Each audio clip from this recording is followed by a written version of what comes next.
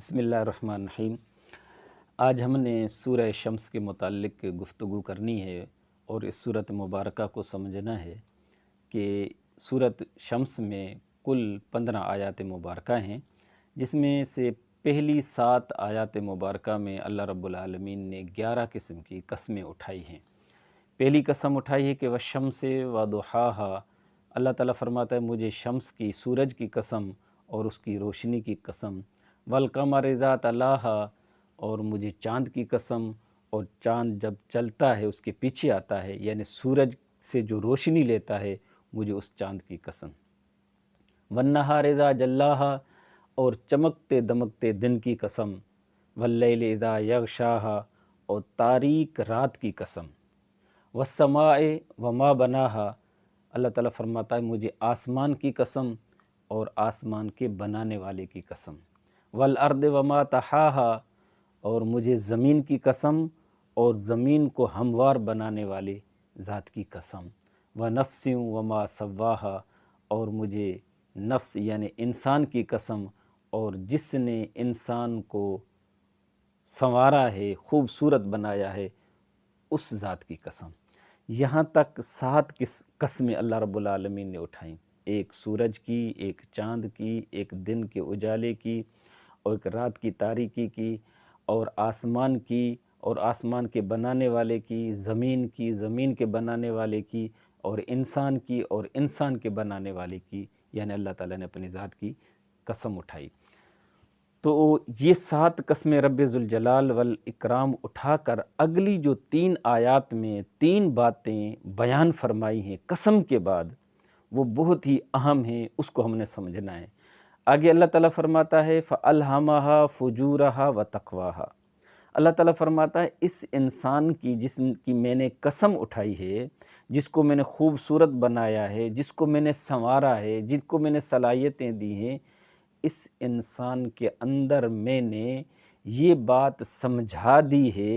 فجور کی اور تقوی کی، یعنی غلط کاموں کی اور اچھے کاموں کی تمیز میں نے اس کو دے دی ہے، کہ انسان کے اندر یہ شعور ہے، یہ سمجھ ہے کہ یہ فائدے والی چیز ہے اور یہ نقصان والی چیز ہے۔ اللہ تعالیٰ فرماتا ہے میں نے الہام کر دیا اس کو، انسان کو میں نے القاء کر دیا، یہ انسان کو یہ میں نے سمجھ دے دی کہ وہ ان دونوں چیزوں کے درمیان امتیازیت اور فرق سمجھتا ہے، اس کو محسوس کرتا ہے۔ اور دوسری آیت میں اللہ تعالیٰ فرماتا ہے قد افلح من زکاہا وقد خاب من دساہا، یہ 2 باتیں، کہ انسان وہی کامیاب ہے جس نے اپنے آپ کو غلط کاموں سے دور رکھا،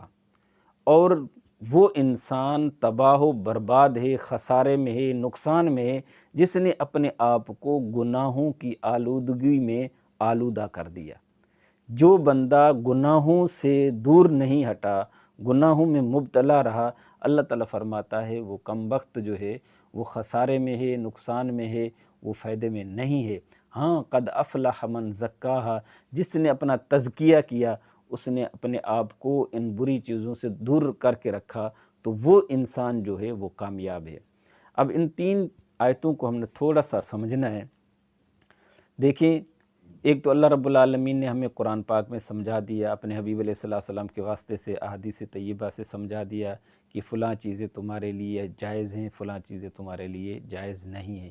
اور بعض چیزوں کا یعنی قرآن اور حدیث میں امر آیا کہ یہ کام کرو، اور بعض چیزوں سے ہمیں روکا گیا کہ یہ کام مت کرو، نہیں کر دی گئی۔ تو جن چیزوں سے نہیں کر دی گئی ہے ان کو کرنا گناہ ہے، اور جن کے لیے ہمیں آرڈر کیا گیا ہے کہ یہ کام کرو اور وہ کام نہ کرنا، یہ گناہ ہے۔ نیکی کیا ہوئی؟ جن کے لیے حکم دیا گیا ہے وہ کرنا نیکی ہے، اور جن سے منع کیا گیا ہے رک جاؤ، اس سے رک جانا یہ نیکی ہے۔ تو اللہ تعالیٰ نے ان 2 آیتوں میں قد افلح من زکاہا وقد خاب من دساہا، کہ قد افلح من زکاہا کا لفظ بتایا گیا ہے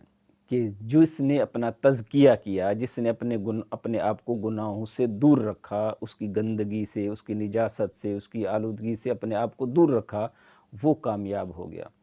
یہ ضرور دیکھنا ہے کہ میں نے ابھی جیسے بات کی کہ نیکی جو ہے، ایک تو وہ ہے جو کام جن کاموں کرنے کا حکم دیا گیا ہے، اچھے کام وہ کرنا نیکی ہے، برے کاموں سے رکنا یہ بھی نیکی ہے۔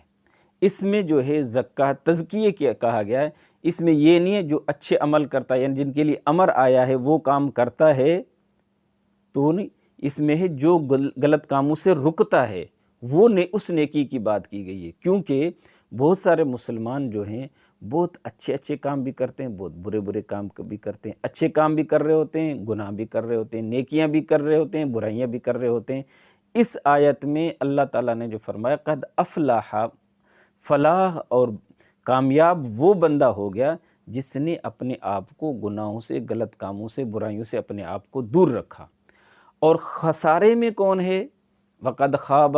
من دساہا، جس نے اپنے آپ کو گناہوں میں، برائیوں میں مبتلا رکھا، اپنے آپ کو آلودہ کر کے رکھا، اس نے خسارہ اٹھایا۔ اب ایسے بھی ہے کہ ایک بندہ اگر گناہ بھی کر رہا ہے ادھر سے نیکیاں کر رہا ہے تو اس کی نیکیاں اپنی جگہ، لیکن یہ جو گناہ کر رہا ہے، غلط کام کر رہا ہے، ان کی پکڑ ہوگی تو اس کی نیکیاں جو ہیں اب ادھر جو اس کے مقابلے میں مقابلے آ جائیں گی۔ لیکن اللہ تعالیٰ نے ان آیات میں یہ فرما دیا جس نے غلط کاموں کو اختیار کیا، یہ ساتھ نہیں فرمایا اور اس نے بالکل ہی اچھے کام نہیں کیے، اچھے کام بھلے کیے لیکن غلط کام اس نے کیے، تو اللہ تعالیٰ فرماتا ہے وہ خسارے میں ہے۔ ہاں ظاہر ہے ایک بندہ ایک نیکیاں بھی کرتا رہے اور ادھر سے تھوڑی سی غلطی کرے گا تو اس کے عروج میں جو ہے وہ رکاوٹ آ جائے گی، روحانی طور پہ، ظاہری طور پر بھی، کیونکہ گناہ جو ہے ایک ایسی چیز ہے جس کا نقصان ضرور ہوتا ہے، ایک وقتی طور پہ ہوتا ہے، ایک بعد میں۔ ہاں جس طرح کی ہوتا ہے نا گولی، اگر بندوق میں ڈال کر فائر کر دیا جائے گولی تو چھوٹ جاتی ہے، لیکن آگے اگر کسی جگہ پر جا کر نقصان کر دے تو وہ نقصان ہے، اگر ویسے ہوائی فائر ہو جائے تو گولی تو چلی گئی۔ اسی طرح جو بندہ گناہ کرتا ہے اس کا اثر تو ضرور ہوتا ہے، اس کا دل بھی سیاہ ہوتا ہے، اس کی نحوست بھی آتی ہے، اس کے لیے اس کے مطلب یہ کہ درجات میں بلندی کے لیے اس میں رکاوٹ کھڑی ہو جاتی ہے۔ اس لیے اللہ رب العالمین نے فرمایا کہ خسارے میں وہ لوگ ہیں جو غلط کام کرتے ہیں۔ یہاں اللہ تعالیٰ نے اس آیت میں واضح بتا دیا ہے اگر تم لوگ کامیابی چاہتے ہو تو تقوی اختیار کرو، غلط کاموں سے دور رہو، اور اگر غلط کاموں سے دور نہیں ہٹو گے، ان کو اختیار کرتے رہو گے تو کبھی کامیاب نہیں ہو سکو گے۔ باقی اگلی جو چند آیات ہیں ان میں اللہ رب العالمین نے حضرت صالح علیہ السلام کی قوم کا ایک مثال پیش کیا ہے کہ فرمایا کہ کذبت ثمود بطغواها اذ انبعث اشقاها فقال لهم رسول اللہ ناقۃ اللہ وسقیاها۔ اللہ تعالیٰ یہاں پر قوم سمود کے بارے میں بتاتا ہے کہ حضرت سیدنا صالح علیہ السلام جو ہے ان کی اصلاح کے لیے آئے اور ان کو توحید کی، سنت کی دعوت دی،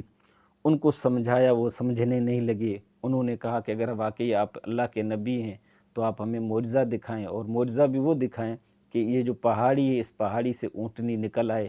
جس کا بچہ بھی ہو، دودھ بھی دیتی ہو۔ تو حضرت صالح علیہ السلام کا معجزہ ہوا، دعا مانگی تو اس پہاڑی سے اونٹنی نکل آئی، تو وہ اونٹنی وہاں پہ رہنے لگی۔ حضرت صالح علیہ السلام نے اپنی قوم سے، سمود سے کہہ دیا کہ جو کنویں سے پانی، تالاب سے پانی تم پیتے ہو، اپنے جانوروں کو پلاتے ہو، تو ایک دن تم اپنے لیے کیا کرو، ایک دن اونٹنی کے لیے چھوڑ دیا کرو، غریب لوگ جو ان کے لیے چھوڑ دیا کرو۔ تو قوم جو تھی وہ نافرمان تھی، تو انہوں نے کیا کیا، ان میں سے ایک بندہ اٹھا اور اس نے آ کر جو وہ اونٹنی تھی اس کے پچھلے پاؤں کا جو گوشت تھا اس کو کاٹا، اس کی کونچیں جو تھی ان کو کاٹا، یعنی ایسے کہیں کہ اس اونٹنی کو مار دیا۔ تو جب انہوں نے اس کا یہ کیا کہ اللہ کے نبی کی بات نہیں مانی، نافرمانی کی اور ایک جانور کو ذبح کر دیا، اور وہ بھی جانور عام جانور نہیں تھا، معجزے کے طور پر آیا ہوا تھا، تو اللہ تعالیٰ نے فرمایا ہے فَكَذَّبُوهُ فَعَقَرُوهَا، تو انہوں نے اس نبی کو بھی جھٹلایا، یعنی صالح علیہ السلام پر ایمان نہیں لائے، اس نے جو فرمایا اس کے حکم پر انہوں نے عمل نہیں کیا۔ تو اللہ تعالیٰ نے فرمایا کذبت ثمود بطغواہا، پچھلی آیت میں فرمایا کہ انہوں نے سرکشی کی، انانیت، یعنی وہ ایک سرمایہ دار تھے، پیسے والے تھے، اور نبی علیہ الصلوۃ والسلام صالح علیہ السلام کو جو ہے نبی نہیں مانتے تھے، بہت قسم کی برائیاں کرتے تھے۔ ان آیتوں میں اللہ تعالیٰ نے مثال دے کر سمجھایا ہے کہ قوم سمود جو تھی وہ سرکش تھی، وہ جو تھی ان میں سے تھی جنہوں نے اپنے آپ کو گناہوں کی آلودگی میں اپنے آپ کو آلودہ کر دیا تھا، گناہوں سے دور نہیں ہٹے تھے، گناہوں میں مبتلا رہتے تھے، اللہ کے نبی کی بات نہیں مانتے تھے۔ تو اللہ رب العالمین نے فرمایا فَدَمْدَمَ عَلَيْهِمْ رَبُّهُمْ بِذَنبِهِمْ فَسَوَّاهَا، اللہ رب العالمین نے ان پر پھر ایسا عذاب مسلط کر دیا، ایسا عذاب ان پر ڈال دیا، ان کو ایسے تباہ کر دیا، ایسے برباد کر دیا کہ سارے کے سارے جو ہیں وہ ختم ہو گئے۔ تو اللہ تعالیٰ نے اس قوم سمود کے بارے میں آخر میں فرمایا وَلَا يَخَافُ عُقْبَاهَا، اللہ تعالیٰ نے قوم سمود کو یہ جو عذاب دیا اس سے اللہ تعالیٰ کو کوئی خوف نہیں ہے، یعنی اللہ تعالیٰ یہ نہیں کہ اللہ تعالیٰ اس کے بعد کوئی پچھتائے توبہ نعوذ باللہ، یا اللہ تعالیٰ جو ہے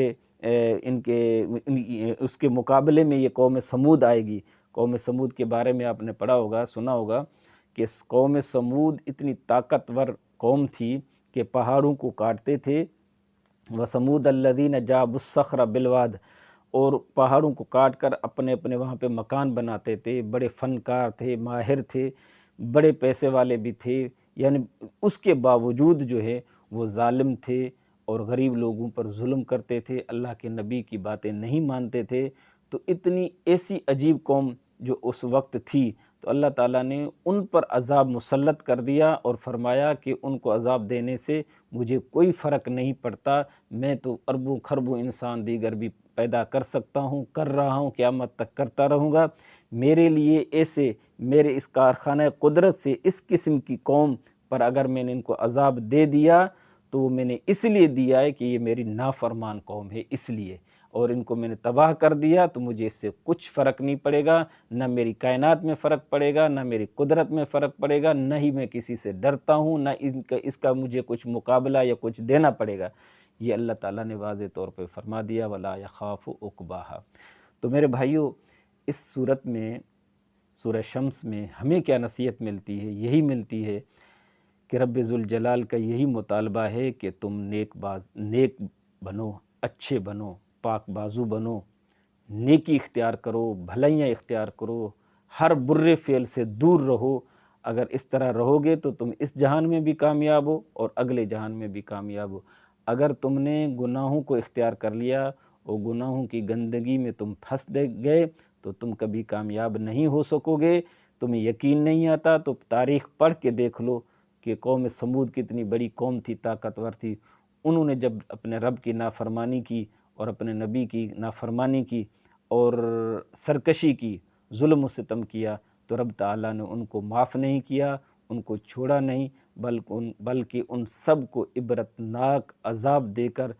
سب لوگوں کے لیے ایک مثال بنا دی کہ جو بھی جب بھی غلط کام کرے گا، اپنے رب کو پشت دے گا، اپنے رب کی نافرمانی کرے گا، اس کے نبی کی نافرمانی کرے گا، وہ کبھی بھی کامیاب نہیں ہوگا، وہ خسارے ہی خسارے میں ہوگا۔